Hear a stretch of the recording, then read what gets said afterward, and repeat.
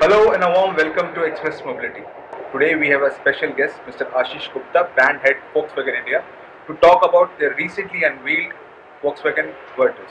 Welcome to the show. Thank you very much. First of all, I would like to understand from you, at the time when people are launching SUVs and there is a lot of buzz around SUVs, volumes are there. Why Virtus right now and why a sedan? You just forgot that just 4 months ago we also launched an SUV, the Taigun, which has been an overwhelming success. But I think as a brand, as a global brand with a wide product portfolio, we have to continuously offer different body styles to our customers. So that is definitely the thinking behind launching the Virtus as well today. And if you ask me, the Virtus is such a strong product. We call it big by design, whether it is dimensions, it is the biggest in the segment, big in features and big in performance.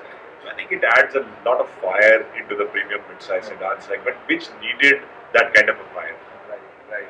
So, can you also tell us about why the name Virtus and can you please explain on that side? Okay. So the word virtus or the name virtus comes from two words: virtues, which is basically qualities and inherent, strengths that a car or a product can have, and the second word is virtuoso, which means excellent, brilliance, or somebody who's expert in something. So the word name virtus is a combination of these two words.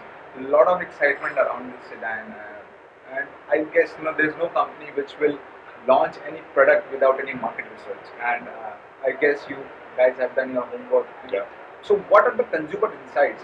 When market is saying SUVs and small cars, sedans, as a companies like Japanese companies have discontinued their products. What does the market say, right?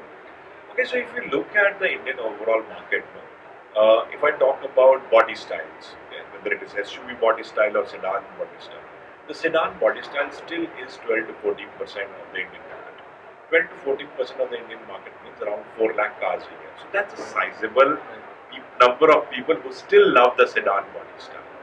At the same time, if you look at the last 2 years, how the market has been growing, in fact, it has been growing at a rate of almost 30% year on year. Where is that growth coming from? That growth is coming from the movement towards personal mobility. In the last 2 years with the pandemic, many people are now preferring a car in their family or a personal mobility. And when you look at where is this personal mobility growing from, it is growing from additional car purchases in the same family. Okay, so if you are adding cars to the family, typically you would like to have a different body style. If you have two cars, maybe one SUV and one maybe sedan or one hatchback is typical, a family would like to do. That is where I see that with a strong offering, with one of the most differentiated European offering in the premium mid-size sedan segment, this car makes a statement and will surely end up growing the segment itself. So, what role will Virtus play in the Volkswagen overall product portfolio? So I think this is the second product on our India 2.0 and the MQB A0i platform. So, kind of rounds up our fresh portfolio into India. We just launched the Taigun 4 months or 5 months ago. We just launched the Tiguan around 2 months back, and this car will start delivery to customers towards the end of May. So it gives a nice rounded portfolio with products that complement each other. Right? The Taigun and the Virtus, I can very clearly see it standing side to side or side by side in my customers' garages with maybe a Tiguan, something to upgrade for them. So it's a very nice rounded portfolio, very focused, very premium, and very precise and effective portfolio, I would say. So, with Virtus and Taigun, how do you see the Volkswagen numbers going to the north? What's the expectations from it? Yeah, definitely. If you see last year, 2021, we ended with a sales volume of close to 26,000 cars. Remember that we launched the Taigun only towards the quarter 4 of the last year. We definitely wanted to sell around 30,000 cars, but because of the shortage of supplies, we could deliver only 26,000. This year, I'm looking at doubling or more than doubling this volume to close to 60,000 cars. Okay, that's very enthusiastically I would like to understand. One more thing I want to understand about your overall product strategy. What all segments do you want to play in going forward from here? I think it's very clear that we are seen as a premium, aspirational European brand. Okay, and that is where the market will move to in the medium to long term as well. If you see the development of the Indian market, customers are becoming increasingly more and more demanding in terms of features, in terms of safety, in terms of performance, and you see also regulation developing towards that. Okay, so that is where I think the market is moving towards our strengths. Okay, that is where we are strong as a global brand in terms of our design, in terms of our manufacturing prowess, in terms of our quality consciousness, in terms of the features and performance that our cars provide. That is something which we are strong. So as the market develops towards this kind of a outlook towards products, I think we will have a chance to grow our portfolio with them.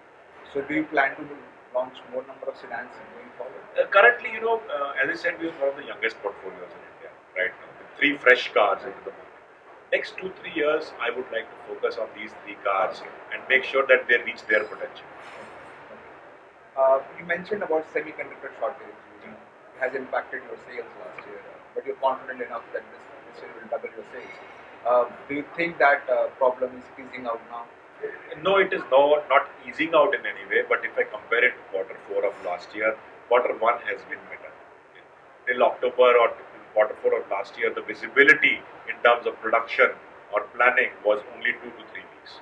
It has definitely improved to around 4 to 6 weeks in the quarter 1, but still far away from the ideal of 12 to 16 weeks visibility, which any manufacturing unit requires to be able to manage demand properly. So we are still far off away, but slight improvement from last year. What I understand from the group globally is that the second half is expected. One common question everybody is asking, and everybody is enthusiastic about the electrification. Uh, what is your opinion? Will Volkswagen launch an electric car anytime soon, or what's the mid to long term plan? Okay. So, electrification is definitely the way forward. The brand has very decidedly moved into electrification globally. We have one of the strongest portfolios of electric cars of any manufacturer. Last year, we sold close to 400,000, 4 lakh electric cars in the world. So the platform is there, the products are there globally. It's now a case of whether we can bring those to India. For bringing those to India, you need certain minimum things. Okay? We as a company look at our long-term vision being net zero by 2050. That means totally carbon emission free by 2050. And there are steps chalked out towards that way to zero strategy as well. By 2030 in Europe, for example, we plan to sell 70% of cars as battery electric vehicles. So how the group sees it is that right from electricity generation to final disposal, end of life, has to be taken care of if we have to fulfill our responsibility and our commitment to way to zero. So this whole ecosystem has to be thought out before a brand like Volkswagen, which while being premium is mass, goes into electrification. Okay? So in India, for us as a brand, I see electrification in two parts. One is introduction of our global portfolio in limited volumes to test the market, to see whether our products need any changes, whether the acceptance of our products in India is there or not. That will happen, in the next 2 or 3 years. I might bring some limited volumes. But mass electrification, where we talk volumes, can only happen through localization. And that I see can happen only towards the second half of this year. That's be after 25-26. One last question on your network. Network plays a very important role, to as a brand to scale. What are your plans on that side? How digitalization is playing a role in that, Sure. developing that strategy? Just throw some light. So, network is not something that you can build over 2 or 3 months. So, definitely for the last 3 years, we have been actually focusing on making sure that our network grows in line with our plans. End of 2017, we were present in India with around 112 touch points, and our plan was to scale it up to 150 by the end of last year, which we successfully achieved. As of today, as of now, I sit with 151 touch points in India, which covers 80% of the geography. And we are present in all markets where where customers have an acceptance for our brand like ours.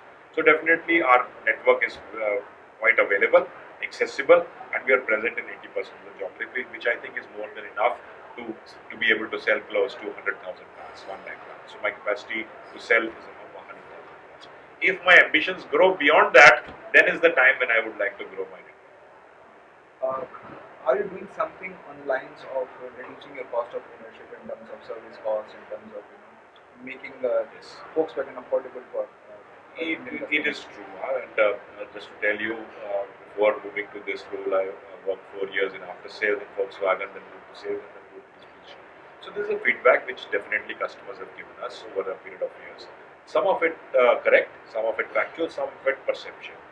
Uh, from a factual point of view, the topics that we address with our India 2.0 products, and especially the Taigun and Virtus, is one, we focused heavily on localization. Okay. That itself brings down the cost of parts to a large extent. We also made sure that cost of ownership was a part of the design process. What does that mean? That we now have a lot of child parts available. So instead of changing huge assemblies, we can now have the ability to change smaller parts, which brings down the cost of repair. We also made sure that we offer peace of mind to customers. We standardized 4 years warranty and 4 years roadside assistance free with all our cars from 2018 onwards. Okay. We introduced a lot of service value packages and extended warranty packages which are affordable to make sure customers have a peace of mind.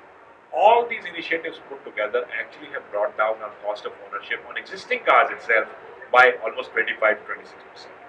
And on the new cars that we have introduced, the Taigun and the Virtus, on the Taigun, for example, if you buy a 4 year service pack, your yearly cost of maintenance is only 6,000 rupees.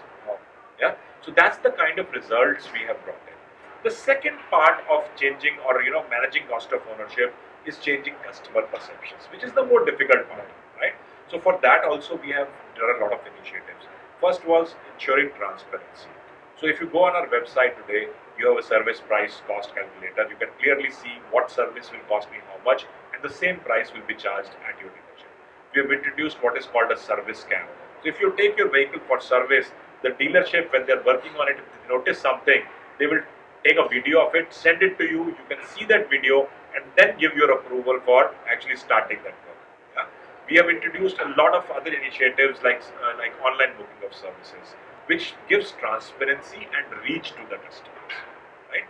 So these are all initiatives in part in terms of changing the perceptions of customers about our service. So these go in hand in hand, and I have had excellent results from it. Customers have really appreciated these efforts, and we will continue them. Thank you so much for joining.